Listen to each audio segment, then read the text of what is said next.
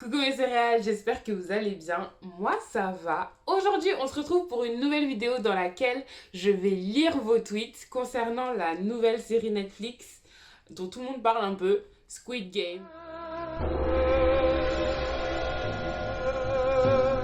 Donc c'est une petite série coréenne que j'ai vraiment pris beaucoup de plaisir à regarder. Et je vais prendre beaucoup de plaisir à lire vos tweets aussi et à voir ce que vous en avez pensé. Donc j'en ai sélectionné une petite vingtaine à peu près. Et c'est parti, je vais les lire. Et normalement, ça devrait nous faire une petite critique à la fin. Donc c'est parti, je mets les lunettes. Alors, premier tweet. Tous ceux qui ont aimé Squid Game devraient regarder Alice in Borderland. Je ne le dirai jamais assez. Ça, c'est Nono qui nous dit ça. Alors, c'est vrai que en recherchant des tweets, j'ai vraiment vu beaucoup de tweets qui parlaient de cette comparaison avec Alice in Borderland que je n'ai jamais regardé. Je vous explique ma connaissance des séries coréennes.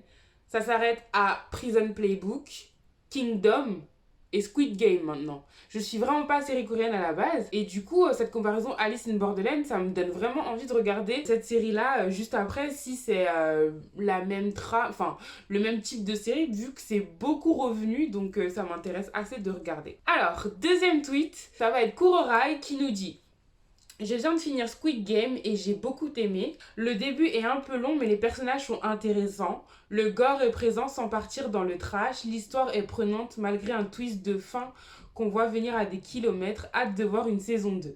Ok, alors moi aussi j'ai beaucoup aimé cette série. J'ai pas dit mais la série c'est une série, en gros c'est des personnes qui sont toutes endettées et elles se font aborder par une personne qui leur propose de participer à un jeu qui leur permettra de gagner beaucoup d'argent qui permettra de rembourser leurs dettes.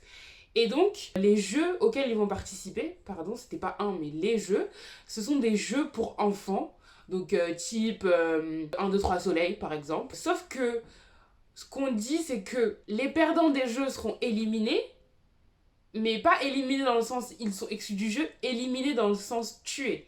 Et donc c'est super intéressant et j'ai vraiment beaucoup aimé. Les personnages c'est vrai ils sont très intéressants. Le gore, ouais c'est vrai que oui, ok on voit des personnes mourir, c'est le but de la série. Les gens meurent, après on voit un peu d'organes, un peu de... ça va. C'est pas excessif. Ouais l'histoire elle est vraiment prenante. Moi j'étais dedans dès l'épisode 1. Clairement, j'ai pas eu trop ce temps d'attente et je pense que j'ai vraiment été dans épisode 2, vraiment là c'était vraiment parti et j'ai trop aimé. Le twist de fin, je suis d'accord, on le voit arriver. J'avoue que je pense que dès l'épisode 2, 3, je savais à peu près comment ça allait se dégoupiller à la fin. Je savais pas qui allait être le vainqueur, mais je savais qui orchestrait le jeu, on va dire. J'avais un peu capté, j'avais des doutes, mais j'avais capté et j'avais raison, je suis trop contente. Et hâte de voir une saison 2, s'il y en a une, fingers crossed. Alors, ensuite, Calista nous dit: donc je viens d'apprendre qu'au début, s'ils prennent la carte rouge, ils deviennent tueurs, et à l'inverse, ceux qui prennent le bleu deviennent joueurs. Alors ça, franchement, c'est une info que je dois grave vérifier, parce que je savais pas. En quel honneur. Et en plus, là, je suis en train de me dire, mais attends, Ji-hoon, là, au début, il avait quelle enveloppe? Il avait bleu ou rouge? Et si c'est ça, ça veut dire qu'en fait, les tueurs, ce sont des personnes aussi qui ont des dettes ou des choses à se faire racheter, peut-être. Mais ça, c'est un truc que je veux trop vérifier parce que ouais, je veux bien vérifier parce que ça, je sais pas. Mais pourquoi pas rouge tueur et bleu joueur? Je sais pas si c'est comme ça qu'il segmente, mais oui, je pense que c'est possible, vu que pour moi, les tueurs, c'est des personnes lambda également, c'est pas des tueurs professionnels. On le voit dans un épisode, il y a un des hommes en rouge qui enlève son masque, et on voit que c'est une personne hyper jeune, c'est un enfant, un enfant, c'est quelqu'un, il a genre 18 ans, un truc comme ça, tu vois, donc... ouais, c'est possible que ce soit aussi des personnes qui aient à racheter leurs dettes. Donc peut-être que les joueurs, ils ont à racheter leurs dettes en jouant et en se faisant tuer. Et les tueurs, ils ont à racheter leurs dettes en tuant les joueurs. Peut-être que c'est comme ça qu'ils rachètent leurs dettes. Mais aussi, du coup, il faudrait savoir, est-ce qu'eux aussi ils gagnent de l'argent? Ou peut-être ils gagnent de l'argent seulement si les joueurs ne gagnent pas? Un truc à explorer là. Prochain tweet, Suprême 4. Et c'est le tweet 4. Alors, Suprême 4, elle nous dit: vous pensez que vous auriez gagné dans Squid Game? Perso, je serais morte au jeu des vitres là parce que j'aurais pris le chasuble numéro 2. Alors, pour remettre en contexte, ça c'est dans l'épisode 7 ou 8. Et en gros, ils ont un parcours, donc c'est un chemin de 18, on va dire, cases, séparées en deux. J'explique tellement bien. Et en fait, à gauche ou à droite, t'as un carré en verre trempé ou un carré en vitre normale. Et du coup, tu dois choisir et savoir quel est le chemin à prendre en fait pour toujours tomber sur la vitre trempée et arriver au bout du parcours. Sauf que bien sûr, tu ne le sais pas, il y a beaucoup de gens qui meurent en chemin. Donc le premier, deuxième, troisième, et en fait, à chaque fois qu'il y a un mort, limite, bah, ça donne au suivant l'opportunité d'aller plus loin, vu qu'il va savoir quel carré éviter. Et donc, moi, j'aurais pris le chasuble numéro 7, donc je serais clairement morte. Parce que je suis un 7, c'est tout, mais je serais morte de ouf. Pour le coup, Ji-hoon, son altruisme, on va dire, le personnage de Ji-hoon, son altruisme, ça lui a servi dans cette épreuve, puisqu'il a pris un chasuble hyper élevé dans l'ordre, ça allait de 1 à 16, puisqu'il restait que 16 candidats à ce moment-là. Ça lui a permis au final de rester vivant. Donc merci l'altruisme, ça lui a beaucoup servi pour le coup. Alors, tweet numéro 5, il y a Yacine S qui nous dit Squid Game, ça faisait longtemps que j'ai pas été autant affectée par une série, elle est incroyable. Et je suis grave d'accord. Franchement, moi comme j'ai dit, je suis pas série coréenne. C'est pas mon type de série, enfin c'est pas des séries sur lesquelles je vais me poser et tout. Alors les dramas coréens, oui c'est quelque chose, ça me passe assez au-dessus sans vous mentir. Et vraiment cette série, en fait c'est le plot qui m'a, quand j'ai entendu le plot ça m'a fait ok ça c'est bon ça tu vois. Genre ça aurait pu être coréen, ça aurait pu être n'importe quoi. Vraiment genre j'ai lu le truc, oui des gens qui ont des dettes, ils jouent à des jeux pour enfants mais ils se font tuer s'ils perdent. J'ai fait ah c'est pas mal ça. Et d'ailleurs, je l'ai conseillé à 2-3 personnes et elles m'ont dit, elles vont grave regarder parce que, en vrai, le plot coréen, pas coréen, incroyable. Et j'ai trop aimé. Et en plus, vu que c'est pas un univers coréen que je regarde, parce que j'ai vu des tweets qui disaient oui, ça rejoint la lignée d'autres productions coréennes qui ont été faites, j'ai pas cette historique-là, donc pour moi, ça c'est une série inédite. Donc pour certains, ça va pas l'être, mais moi, en regardant cette série-là, j'ai vraiment tout aimé, que ce soit les décors, enfin la direction artistique, elle est belle, les images sont belles, les décors sont beaux. Vraiment ce rappel à l'enfance, alors que c'est vraiment cette, vous voyez, comment dire, cette distinction, cette dichotomie entre monde enfantin et puis meurtre. Enfin, t'as les mecs en rouge qui te tirent des balles dans le crâne sans souci, tu vois. Donc, c'est vraiment cette nuance, cette séparation-là qui est vraiment hyper agréable à regarder dans cette série-là. Et puis, t'as aussi les histoires personnelles des persos qui sont rendus hyper attachants et on peut facilement s'identifier à eux et on se dit mais attends, si j'étais dans cette situation, je ferais quoi en fait? Prochain tweet, il y a Nibénon Sir, I guess, yes girl, yes boy, I don't know. Alors, hier soir, j'ai regardé les 2 premiers épisodes de Squid Game sur Netflix. Très intéressant de voir le pouvoir que l'argent peut avoir sur certaines personnes. Ouais, c'est un peu... ouais, ça rejoint un peu ce que je disais tout de suite, je pense, mais clairement. Mais en fait, l'argent, en fait, c'est vraiment le moteur. L'argent, c'est ce qui les a menés à cet endroit-là. C'est-à-dire qu'ils sont tous là parce qu'ils ont des dettes énormes. Franchement, c'est pas à la joie. Et ce qui les fait rester également, c'est l'argent. Sachant qu'à un moment donné, les personnages menés par Sang-woo, vraiment le culot de l'audace, lui celui-là par contre, hein. Ils ont tous décidé, enfin la majorité des personnages restant après la première épreuve, donc le 1, 2, 3 soleil, ont décidé de partir. Et donc si la majorité dit qu'elle veut partir, tout le monde part. Mais en fait, ils sont restés peut-être dehors 2 jours, parce qu'ils se sont rendus compte que, mais dehors c'est pas mieux. Ils sont toujours en galère, ils ont toujours des créanciers derrière eux. Il y a toujours moyen que leur mère, elle soit mise en galère, que leur maison soit hypothéquée, je ne sais quoi. Parce qu'il y a toujours ce problème d'argent. Donc oui, l'argent, ça peut avoir du pouvoir sur eux, mais pour le coup, c'est surtout ce manque d'argent qui les pousse à rechercher l'argent. Parce que là, ils sont pas à la recherche d'argent pour rechercher de l'argent. Ils sont à la recherche d'argent parce que c'est plus possible pour eux, enfin en tout cas c'est mon interprétation, parce que c'est plus possible pour eux de vivre sans argent. C'est soit ils ont cet argent, soit ils meurent de toute façon en fait. Donc au final ce jeu, ok ça les tue, mais qu'ils soient dedans, dans le jeu ou à l'extérieur du jeu, à plus ou moins long terme, ils sont condamnés à la mort. Donc autant chercher à avoir de l'argent et rembourser ses dettes et vivre sa vie en fait. Mais j'aime bien ce point central de l'argent et ouais, voir cet argent qui s'accumule au fur et à mesure des morts. C'est vraiment genre hyper significatif. Plus il y a de gens qui meurent, plus tu prends du profit de ces personnes en fait. C'est-à-dire que même les personnes étant mortes, tu peux toujours profiter des personnes mortes. Enfin, bref, moi je vois ça comme ça, mais j'aime bien. Ok, prochain tweet. Sunny-sama qui nous dit: il y a une fille derrière moi qui regarde l'épisode 6 de Squid Game en ce moment. Je pense qu'elle n'est pas prête. Ah, l'épisode 6. Tu tapes Squid Game sur Twitter et en suggestion, t'as épisode 6 qui vient direct. Non mais ça nous a tous choqué cet épisode. Mais vraiment. Genre l'épisode... Waouh.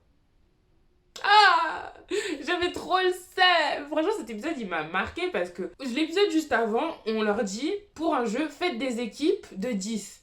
Et ils sont tous ensemble.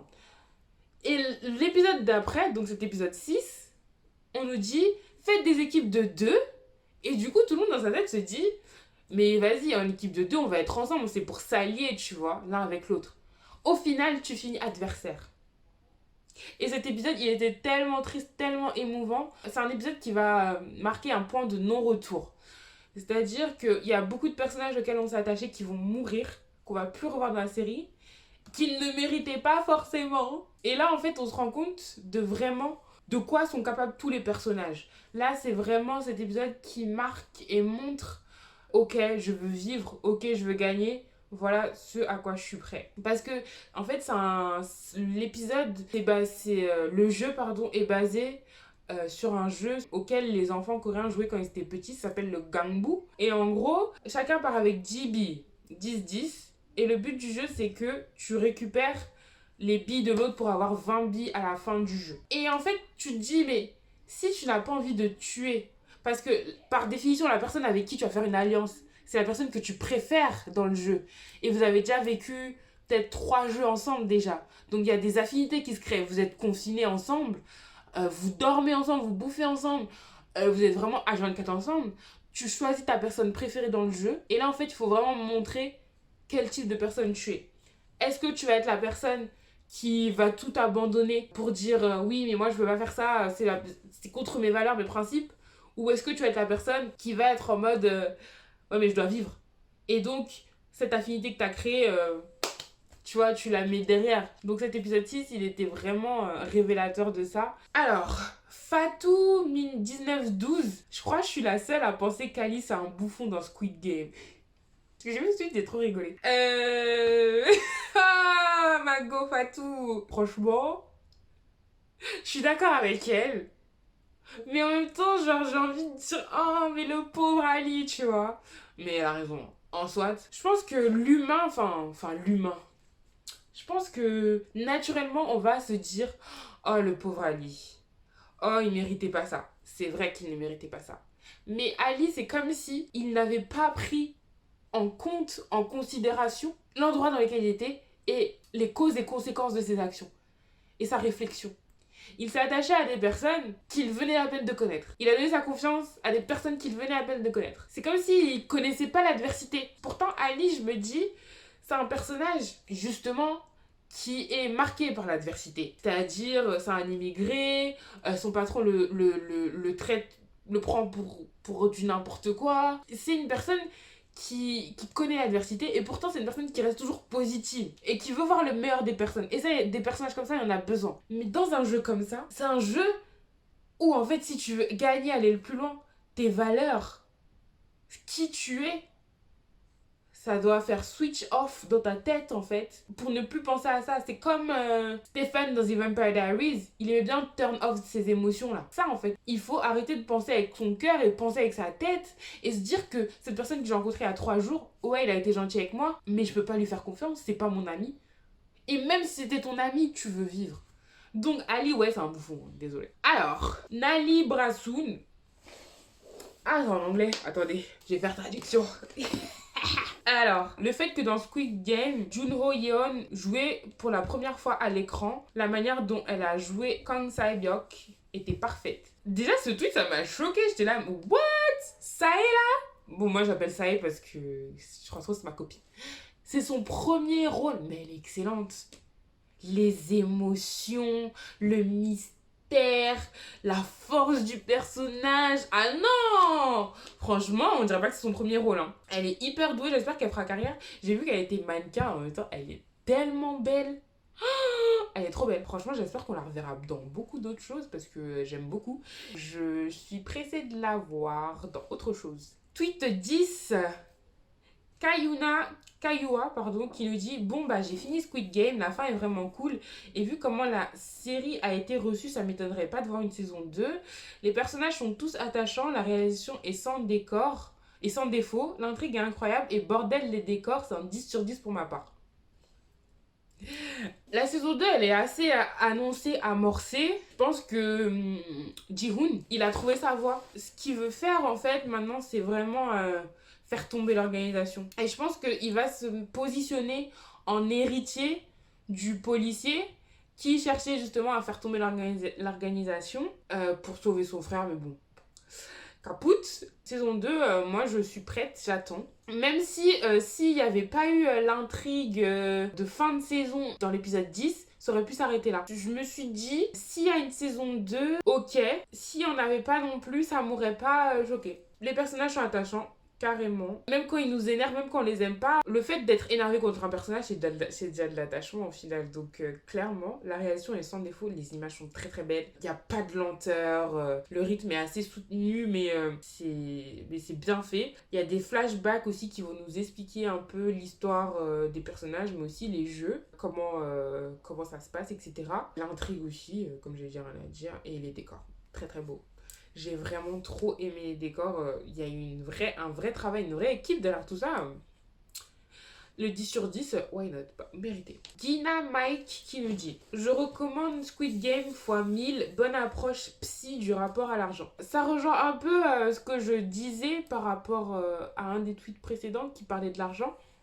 Oui, après, si on veut le voir du côté bonne approche psy du rapport à l'argent, moi je mettrais pas tout lié à l'argent dans cette série-là. Je pense que l'argent est une cause, mais ça ne fait pas tout. Après, on peut aussi revenir sur des propos d'un personnage qui revient en fin de saison. J'essaie de pas tout spoil, je spoil, mais quand même. D'un personnage qui revient au dernier épisode, qui dit qu'au final, ce jeu a été créé par des riches qui s'ennuyaient. Et donc, en fait, l'ennui en fait, d'une caste a permis ce jeu parce qu'en fait, tellement d'argent que tu ne sais pas comment le dépenser. Tellement d'argent qu'il n'y a plus de plaisir dans les choses simples de la vie. Et là, en fait, c'est vraiment créer quelque chose d'exceptionnel pour un certain type de population. Et pour les plus pauvres, en fait, c'est se battre pour racheter ses dettes.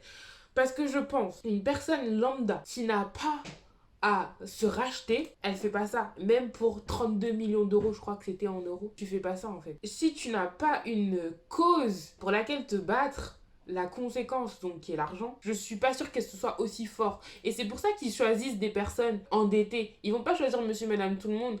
Un tirage au sort, oui, monsieur, madame, tout le monde, voulez-vous participer? Vous avez à la clé 32 millions d'euros à gagner, mais des personnes vont mourir. Je pense que monsieur, madame, tout le monde dit pas oui. Enfin, en tout cas, c'est pas tout le monde.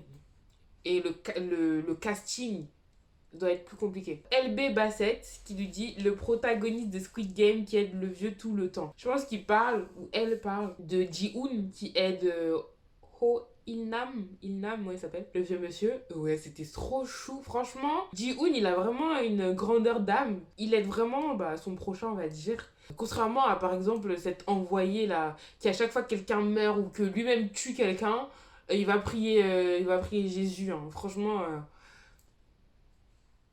Et je trouve que c'est tellement beau de voir leur relation, comme elle évolue. Au final, ça va payer parce que le fait qu'ils choisissent à chaque fois le vieux, il a eu la sagesse du vieux monsieur et il a pu se sauver également pendant le jeu des billes. Donc le vieux monsieur, on voit ça comme un fardeau. Et on l'a vu, que ce soit le vieux monsieur ou la place des femmes, en fait, ça a vraiment mis en valeur ces catégories de personnes qui sont considérées comme inférieures et handicapantes, donc les vieux et les femmes. Et au final, c'est pas forcément les personnes fortes physiquement, vaillantes, costauds, qui sont allées le plus loin. Et ça le prouve au final. Et moi, ça, c'est un truc que j'ai aimé aussi parce que il n'y a pas à toujours mettre de côté les vieux, les femmes, les gros. Il n'y en avait pas pour le coup, mais il n'y a pas. Je voulais aussi ajouter que la relation que Ji-hoon entretient avec Il-nam est une relation qu'on peut mettre en parallèle avec la relation que Ji-hoon entretient avec sa mère. Avec sa mère, Ji-hoon, c'est un fardeau, il la vole, il ne l'aide pas. Et là, avec Il-nam, c'est comme si il cherchait à se rattraper, à se racheter auprès de sa mère qui est absente, à racheter ses erreurs en aidant ce vieux monsieur. Voilà. Tweet 13. Oumu BBT, qui a un Sang-woo hate account. Sang-woo me saoule depuis le début, il est hyper égoïste pour ça que sa gueule meurt, frère. Ah, elle a pas menti, hein. Elle a grave pas menti. Mais le truc, c'est, je me dis, t'es dans une situation comme ça, dans un jeu comme ça. C'est toi ou pas toi, en fait. Tu vis ou tu meurs, il n'y a pas d'autre option. Tu fais quoi en vrai? En fait, c'est vraiment une série qui, en tant que spectateur, nous dit mais qu'est-ce qu'on ferait? Et en fait, les personnages jouent vraiment tout ce qu'on voudrait ne pas faire, mais qu'on ferait possiblement en fait. En gros, il joue ce personnage, on dit ouais, mais c'est vraiment un salaud, machin, machin. Mais dans une situation comme ça, mais qu'est-ce qu'on fait en vrai? Est-ce qu'on va être là en mode ouais, vas-y, je fais du mal à personne, et au final, c'est toi qui meurs? Ou tu mets toutes les chances de ton côté pour gagner. Donc ouais, c'est vrai et c'est hyper frustrant à regarder, mais en fait, le personnage de Sang-woo, il n'y a pas plus honnête. Hein. Next, c'est faux TRB qui dit personne. Ji-hoon dans Squid Game. Est-ce que vous savez que Sang-woo est diplômé de l'université de Séoul?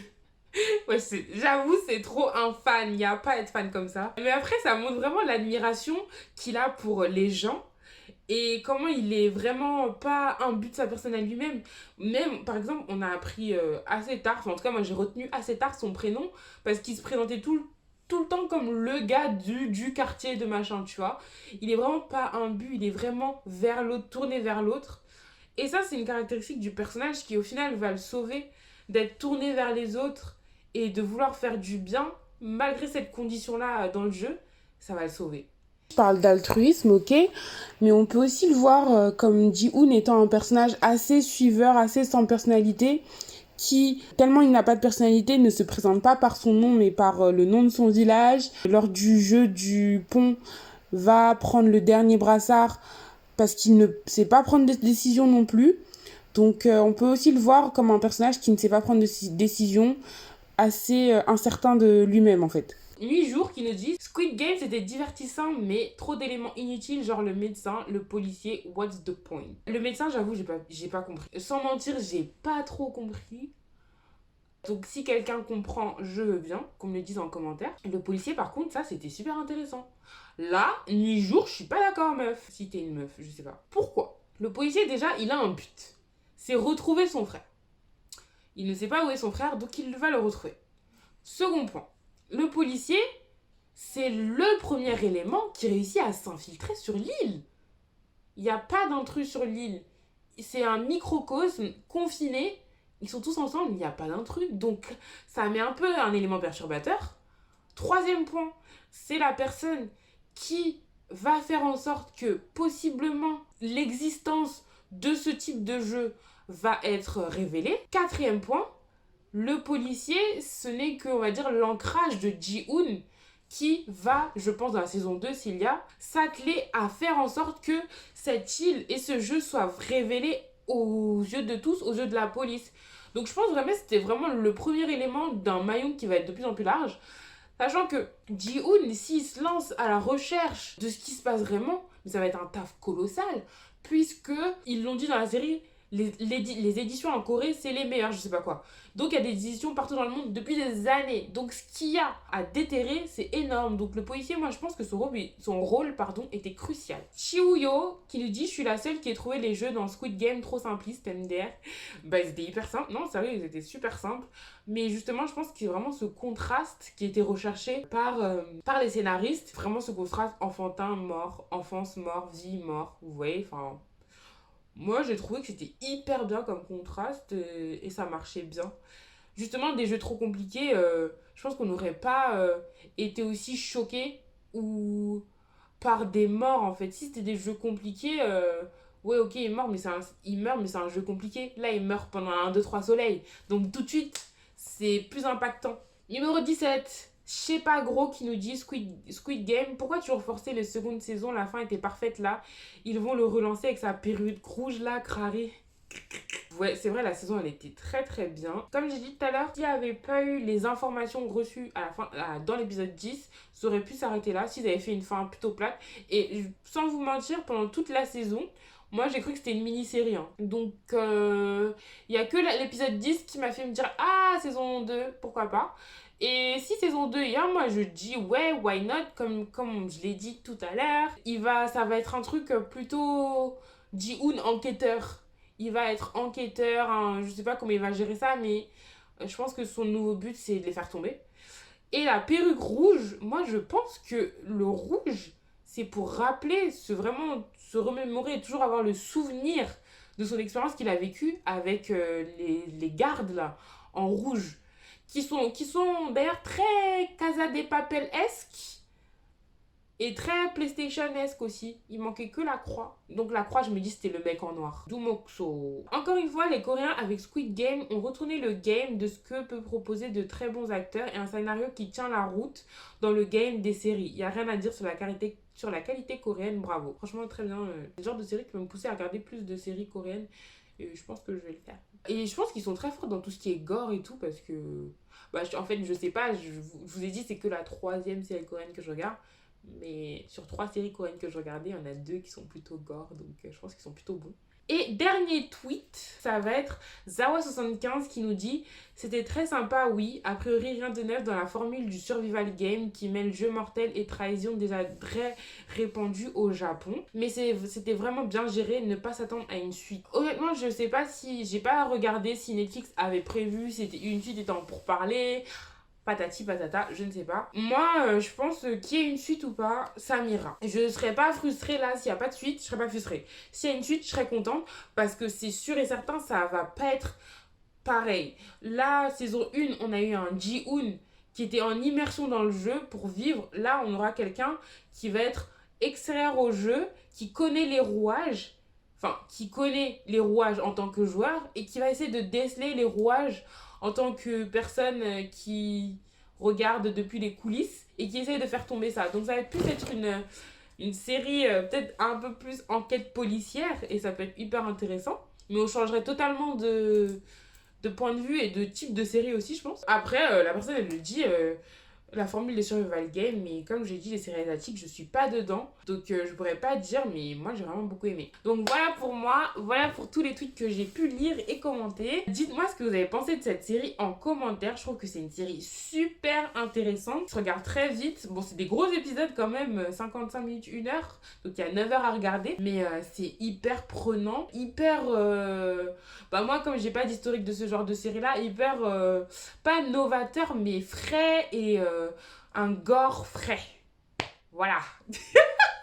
Dites-moi ce que vous avez pensé en commentaire. Et nous on se retrouve bientôt. Bisous, bye.